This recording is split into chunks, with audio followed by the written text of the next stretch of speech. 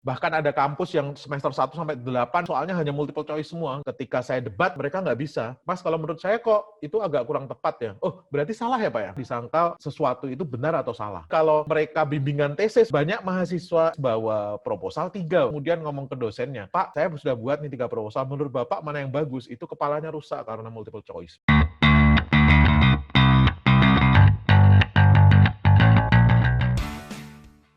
Bismillahirrahmanirrahim. Assalamualaikum warahmatullahi wabarakatuh. Nama saya Romi Satrowono. Hari ini kita akan membahas satu topik. Kebetulan beberapa waktu lalu saya diminta untuk mengisi gagasan, ide, apa yang bisa kita keluarkan untuk perbaikan di Republik ini, khususnya di bidang ICT. Dari 16 tahun setelah pulang dari Jepang, lulus SMA tahun 93, setelah itu ikut program Pak Habibie, saya masuk ke Universitas Jepang tahun 95. Di Jepang saya nggak hanya kuliah, tapi saya juga bisnis, kesana kesini, part-time di berbagai tempat, perusahaan-perusahaan seperti Activision, Selam Bersih, IBM, dan seterusnya, ngerjakan beberapa proyek, pulang ke Indonesia 2004, PNS di LIPI, kemudian saya keluar, bikin startup bisnis, melanjutkan perjuangan saya membangun ilmukomputer.com. Akhirnya dari ilmukomputer.com itu saya jadikan perusahaan rintisan bernama Brandmatics. Perusahaan kemudian saya spin off. Di era saya membangun perusahaan itu, saya kemudian mendidik anak-anak muda. Selain bisnis, saya juga masih ngajar di kampus, saya melakukan penelitian, saya masih reviewer di banyak jurnal Scopus dan ISI Index. Saya juga melakukan pengamatan kira-kira apa yang kurang di urusan SDM dan akademisi kita. Saya sekarang mengelola ada 4 perusahaan yang bergerak di bidang IT, ada yang spesifik untuk urusan software development, ada yang di enterprise architecture development, ada juga tentang data analytics, dan juga Internet of Things. Dari 16 tahun di dunia akademisi dan di dunia bisnis di Indonesia, termasuk di industri, saya coba merangkumkan apa yang perlu kita perbaiki, khususnya di urusan IT ya, ICT atau IT atau computing, whatever namanya gitu ya, di Indonesia. Yang saya amati, kita butuh reform, kita butuh perbaikan di 3 field, 3 bidang, 3 hal. Itu yang akan kita bahas hari ini. Indonesia Information Technology Reform. Apa yang harus kita lakukan supaya IT di Indonesia ini terlihat bangkit, membaik? Hal yang saya cermati kita perlu melakukan perubahan gitu ya. Satu, di peran. Kita pengen peran IT itu kembali pada tempatnya. Terus kemudian di human-nya sendiri, human capital, kondisi human capital kita kayak gimana, atau nanti saya sajikan konsep-konsep dan juga fakta dan apa yang harus kita lakukan. Kemudian governance and regulation. Apa yang perlu kita reform kalau dari sisi saya, kacamata akademisi sekaligus jadi pebisnis. Yang pertama, kita butuh perbaikan, mengembalikan role IT pada tempatnya. Kemudian kita perbaiki human capital di Indonesia, terus kemudian kita lihat governance dan regulation yang kita buat apakah sudah pada tempatnya atau belum. Yang pertama, yang berhubungan dengan role, konsep peran IT itu sebenarnya mudah. IT datang karena kita butuh sesuatu, pekerjaan kita lebih cepat, pekerjaan kita lebih murah, pekerjaan kita tercapai, jadi efektif dan efisien. Itu yang sebenarnya kita pengen kejar dari IT itu. Jadi IT datang supaya lebih murah, lebih cepat, efisiensi, dan tercapai tujuannya. Dan ini, bahasa ini nggak berbeda. Kalau Plato menyebut bahwa necessity is the mother of invention, asal-muasal invention itu dari mana ya? Dari kebutuhan, nggak dari kebutuhan kita. Kalau bahasanya revolusi industri, sejak zamannya, kalau di dunia komputer, Charles Babbage yang membuat komputer generasi awal, dia pakai kayu waktu itu. Frederick Taylor yang mulai mengubah mesin-mesin uap, yang sebenarnya mesin uap juga sudah menggantikan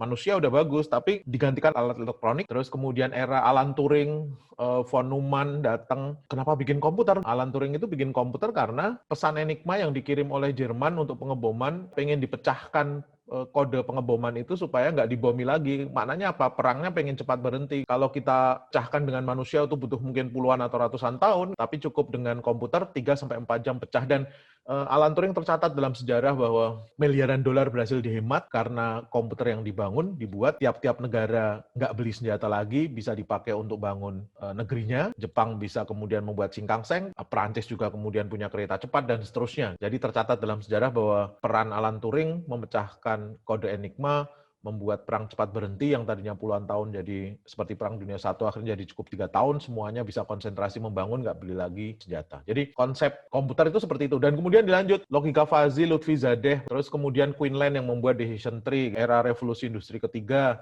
berakhir dengan membuat komputer yang tadinya pekerjaan kita banyak yang manual, nulis pakai buku, masukin ke database, buat aplikasi berbasis database, revolusi industri ketiga. Revolusi industri keempat datang, machine learning mulai dipakai. Jeff Bezos ketika buat Amazon, kalau berakhir di revolusi industri ketiga, dia hanya buat aplikasi yang sifatnya CRUD, create, read, update, delete report saja. Tapi bukan itu yang dilakukan si Jeff Bezos. Apa yang dia lakukan? Dia kemudian memanfaatkan machine learning, association rules, supaya kalau orang beli satu buku atau orang mau ngeklik satu buku, itu di bawah ada tulisannya. Orang yang membeli buku ini juga membeli buku yang ada di bawah loh, association rules dipakai. Gunanya untuk apa? Mempermudah pengguna yang tadinya harus searching ke sana ke sini, oh ternyata ini yang beririsan atau ini yang berelasi dengan buku yang akan saya beli. Jadi membuat lebih cepat pengambilan keputusan. Larry Page, Sergey Brin, kalau dia membuat model mesin pencari seperti abangnya, Jerry Yang, ketika membuat Yahoo yang gayanya Yellow Page, nggak bisa. Dia pakai robot, dia indeks semua server, tarik, masukkan ke database, buatkan mesin pencari. Ketika kita cari tahu, kok muncul langsung tahu gejrot, itu namanya relevant feedback, algoritma kayak Roxio algorithm, itu digunakan untuk memberi kita referensi. Kalau di Indonesia nyari tahu, ya ada tahu gejrot, tahu Sumedang, kita bisa langsung cepat. Begitu kita klik, kemudian kok rankingnya sedep banget gitu ya. Karena apa? Larry Page Griffin membuat sistem rankingan yang kemudian terkenal dengan PageRank. Jadi sekali lagi, gunanya untuk apa tuh semua? Supaya lebih cepat, supaya lebih murah, supaya lebih efisien, supaya lebih efektif tercapai tujuan pekerjaan kita. Ini konsep. Dan nggak hanya itu, nggak hanya revolusi industri. Kita ngomongin bagaimana software itu dibangun, software engineering, sejak zaman Winston Royce membuat waterfall, sampai kemudian Ken Swaber, Jeff Sutherland membuat agile, sampai ke textbook yang modern, Palachik, Alan Dennis, itu ketika bangun sistem, mereka mempertanyakan, when do project begin? Kapan project IT itu dimulai? Kapan project software dimulai? When someone sees an opportunity to create business value. Ketika ada satu orang yang melihat bahwa, saya pengen buat seperti ini karena ada business value, sesuai kebutuhan, dan ada benefitnya, itu kemudian dijadikan syarat dasar IEEE membuat karakteristik software yang berkualitas, meet user requirement, sesuai kebutuhan, meet user expectation yang dalam makna bahwa dia ada benefit. Fakta di Indonesia seperti apa? Apakah seperti itu? Enggak. Kita jauh dari fakta bahwa kita ada komputer untuk mempermudah pekerjaan kita, untuk membuat pekerjaan kita jadi murah, membuat income-nya banyak. Enggak gitu ya.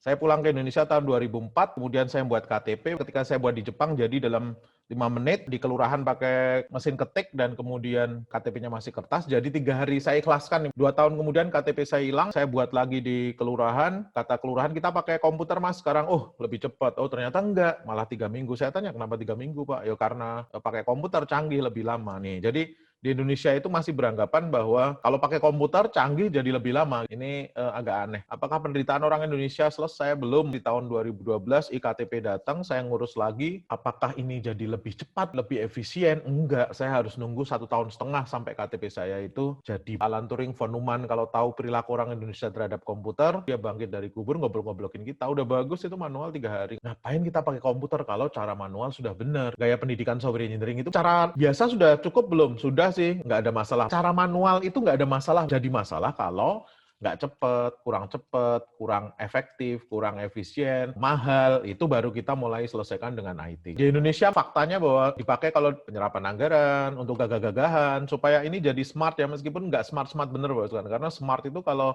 definisi Alan Turing kan intelijen itu harus melewati Turing test. Turing test itu saya dapat email, wah ini dosen saya nih yang ngirim nih. Mengingat Anda seorang laki-laki, umur sekian, Anda tidak lulus tepat waktu, maka sebaiknya Anda tidak bekerja part-time. Wah ini dari dosen saya ini. Ternyata dari hasil dari sistem informasi akademik yang sudah smart, karena di dalamnya kita kasih machine learning, ada pola decision tree yang masuk ke sana, bisa memilah profil orang ini tidak lulus tepat waktu. Nah ketika saya melihat, wah ini saya dapatnya dari dosen wali saya pada saat itu, bahwa saya mengira ini dari orang, itulah Turing menyebut bahwa sistem itu dikatakan cerdas. Makanya sebenarnya sistem di Indonesia itu, kalau mau jujur, meskipun namanya kita kasih smart city, kita kasih smart campus, kita kasih actually not so smart, nggak smart lah itu ya, gitu. Masih CRUD aja, create, read, update, delete report, masuk ke revolusi industri ketiga, bukan masuk ke revolusi industri ke 4. Semakin banyak aplikasinya semakin bagus, ini juga kesalahan. Harusnya semakin sedikit aplikasinya semakin bagus. Pengadaan dulu baru manfaat belakangan. Saya nemui kasus di beberapa swasta, kementerian, BUMN, kita adopsi dulu deh, kita beli dulu 8 miliar, terus saya tanya gunanya untuk apa? Nah itu setelah itu kita training. Nih, gila nih. Dalam dunia adopsi IT itu berlaku hukumnya Maurice Ferguson. Ini kalau dalam bukunya Andrews, hukum ke-48 software engineering. Architecture win over teknologi. Pikirkan dulu arsitekturnya, di DSDM-nya, SDM-nya, siapkan dulu semuanya, sudah pintar SDM-nya, lihat lagi needs-nya,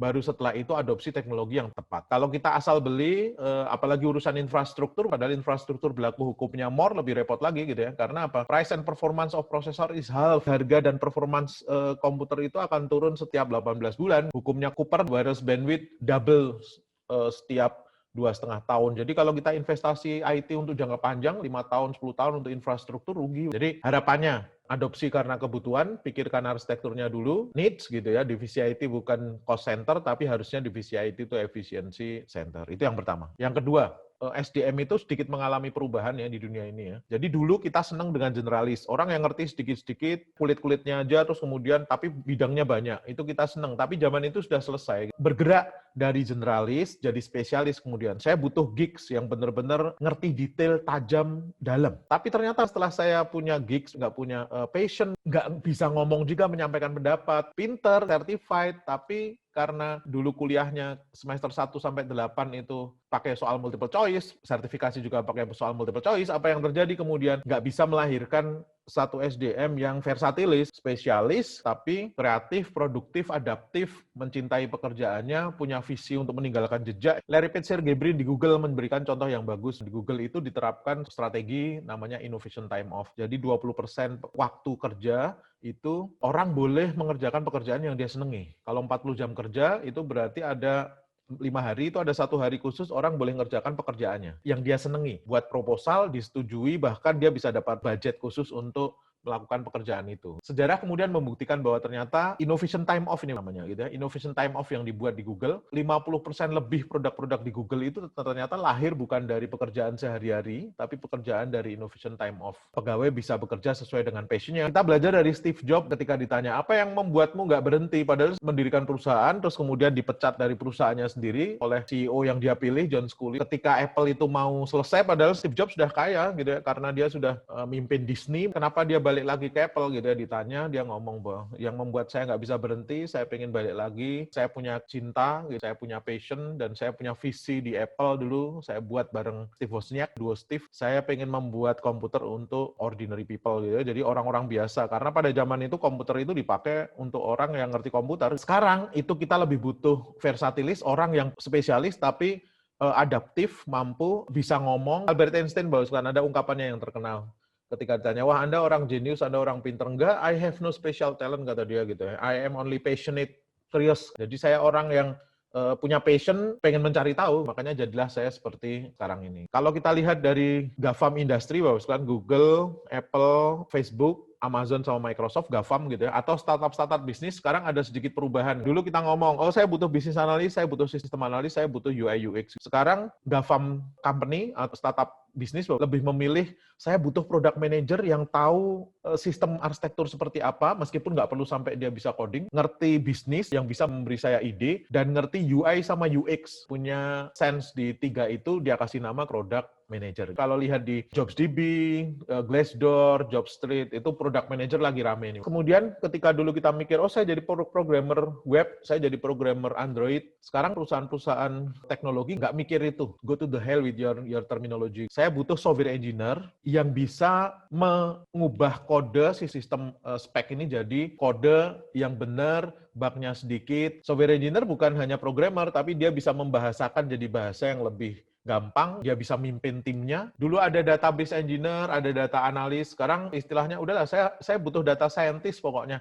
Terserah kamu mau menyelesaikan itu dengan cara query ke database atau dengan statistik, dengan machine learning, pokoknya berikan ke saya pola-pola yang bisa saya pakai, saya masukkan ke sistem saya. Dulu kita mikir bahwa saya butuh peneliti, saya butuh dosen yang bisa publikasi internasional, punya kontribusi ke pengetahuan, riset contribution-nya bagus, great paper publication. Zaman berubah, bahkan kampus-kampus juga butuh produk-produk yang arahnya people contribution. Bukan dilakukan industri, tapi dilakukan di kampus-kampus. Great product, urus untuk IPR-nya. Dapat hak cipta, merek dagang, rahasia dagang, paten, dan seterusnya. Itu konsep di dunia sekarang. Kondisi di Indonesia, dosen dan mahasiswa di Indonesia itu sibuk dengan 144 SKS, lebih dari 50 mata kuliah, dan ini mengerikan. Bahkan saya di Jepang aja hanya belajar 10-12 SKS per semester ya. Kalau di Indonesia harus 18-20. Saya cukup 10-12. Di Indonesia butuh 144 44 SKS untuk lulus, saya butuh 100 SKS saja untuk lulus. Jadi ada masa waktu saya longgar, seperti tadi saya ceritakan di awal, saya bisa ke perusahaan selam bersih, saya bisa ke Activision, saya bisa ke IBM, bisnis venture untuk jadi programmer, jadi software tester, jadi sistem analis di berbagai tempat. Knowledge saya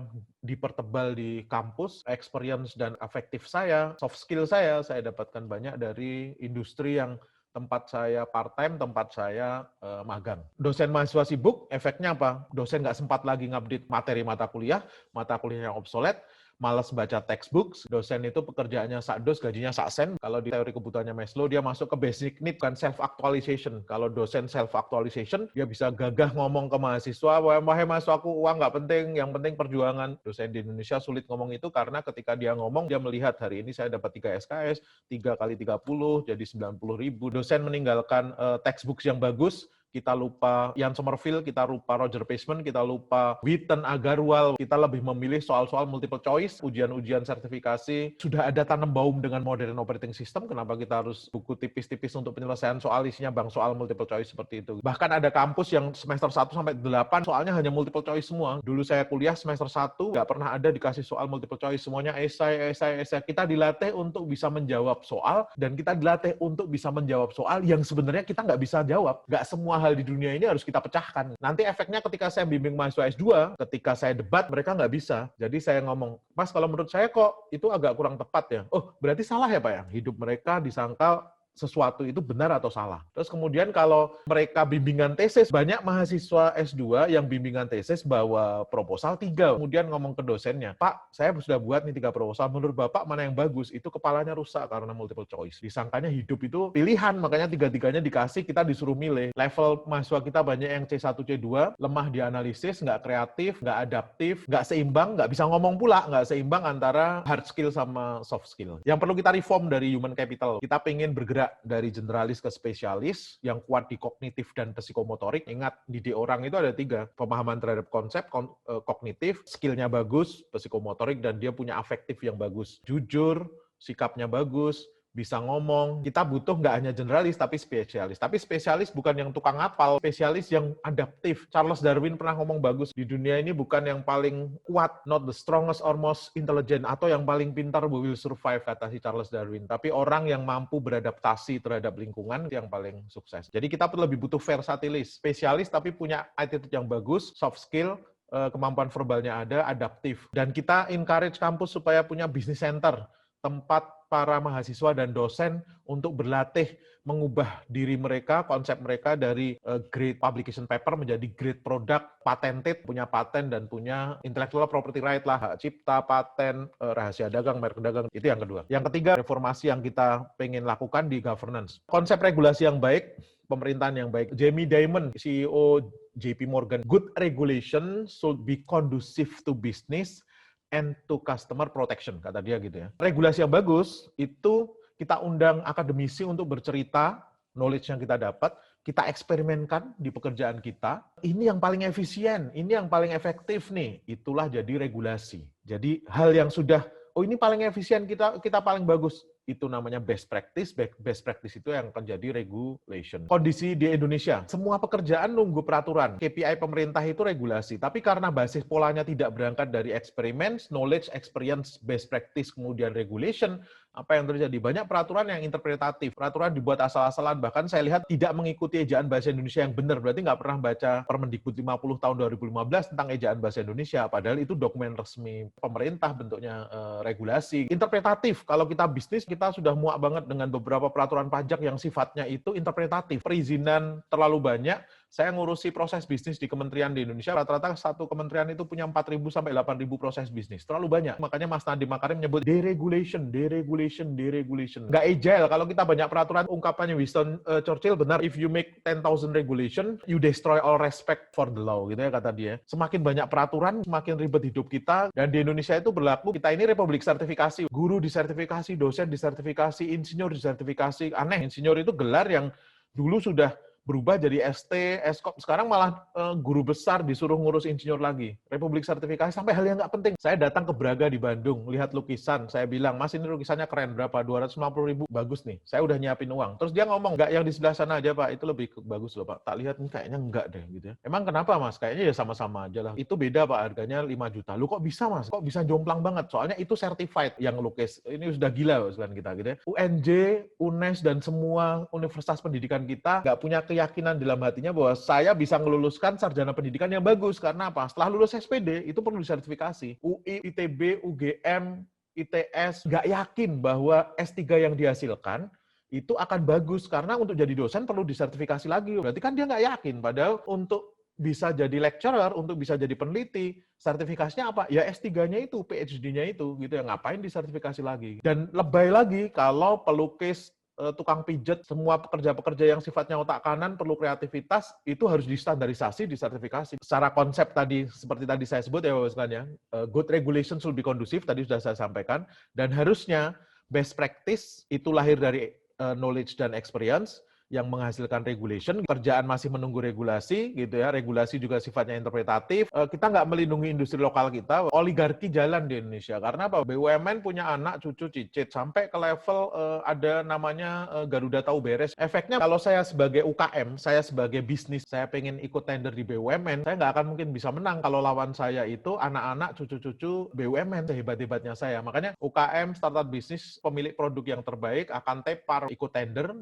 diikuti oleh anak-anak perusahaan dari bapaknya. Itu yang kemudian oligarki. Kalau Robert Sutton menyebut kondisi kayak di Indonesia itu mungkin dari analisis saya seperti perkataan Robert Sutton, certified assholes. Penuh dengan assholes di Indonesia dan bukan asshole yang sifatnya temporary. Robert Sutton nulis bagus, the no assholes rules di bukunya. Buat perusahaan nggak punya assholes. Tapi Robert Sutton juga ngomong, di dunia ini sebenarnya kita butuh assholes. Ada kebutuhan untuk kita punya assholes. Untuk apa? Karena banyak produk yang nggak bisa lahir kalau nggak punya assholes. Karena sebuah negara akan jadi stupid, nggak berkembang kalau kita nggak punya pemimpin yang kadang assholes. Rekomendasi internasional itu kita lakukan apa adanya, bisa merugikan kita. Gara-gara rekomendasi IMF, kita sudah kehilangan industri pesawat terbang yang sebenarnya kalau kita mau sabar sampai sekarang di 2020 ini bahwa kita sudah jadi negara penting untuk industri pesawat terbang. Kasus WHO dengan vaksinnya membuat industri lokal jadi nggak lagi terprotek dengan baik. Padahal kalau kita lihat kayak Jepang itu ngomong dengan Amerika sangat lembut. Oh ya ini perdagangan bebas. Tapi mereka membuat Microsoft Office itu nggak bisa masuk dengan gampang ke Jepang karena mereka melindungi Ichitaro. Software aplikasi Office di Jepang itu Ichitaro gitu. Sistem operasi mobile itu meskipun mereka ngomong oh iya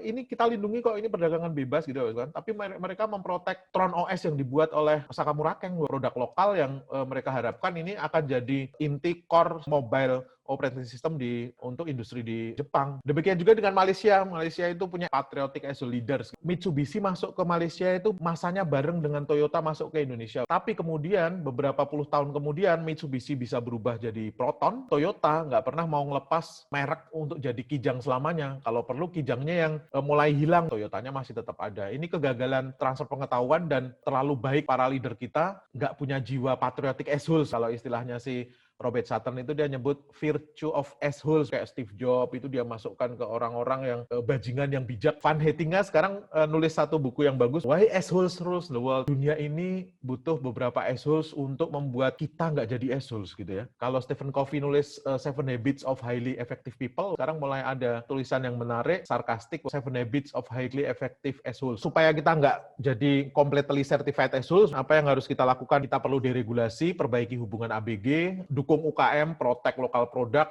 dan we need a patriotic great asshole leader. Kita butuh pemimpin yang bisa ngomong dengan IMF, WHO, United Nations, meyakinkan mereka, tapi di belakang melindungi lokal produk kita, melindungi UKM-UKM kita dari serangan-serangan di luar. Sertifikasi itu kita buat bukan untuk Republik Indonesia, kita suruh orang Indonesia beli sertifikasi, goblok banget. Sertifikasi itu untuk memfilter produk luar supaya nggak bisa masuk ke Indonesia. Itu strategi cerdas yang harus dimiliki orang Indonesia, bukan Indonesia bikin sertifikasi sendiri, terus kemudian orang suruh bayar, murid SMK, mahasiswa disuruh ngurus sertifikasi, suruh bayar. We are stupid, kita butuh assholes, patriotic leader yang bisa mereform governance kita. Itu yang bisa saya sampaikan. Jadi sekali lagi, kita butuh reform di mengembalikan role ICT, Terus kemudian kita butuh reform di human, mendidik para versatilis, spesialis yang punya kemampuan soft skill, adaptif, punya kejujuran, punya kemampuan verbal, regulation yang sederhana, pasti, hasil dari experience dan knowledge yang panjang, jadi best practice, kemudian jadi regulasi, yang nolong memprotek industri dalam negeri selain memprotek masyarakat tentunya, gitu ya, dan basisnya dari knowledge yang akademisi yang datang gitu ya untuk bekerja sama. Makanya akademisi, bisnis sama governance ABG ini jadi indah nanti ke depannya. 3 itu yang bisa saya sampaikan. Terima kasih atas perhatiannya. Sampai ketemu lagi di video saya yang lain. Terima kasih. Wassalamualaikum warahmatullahi wabarakatuh.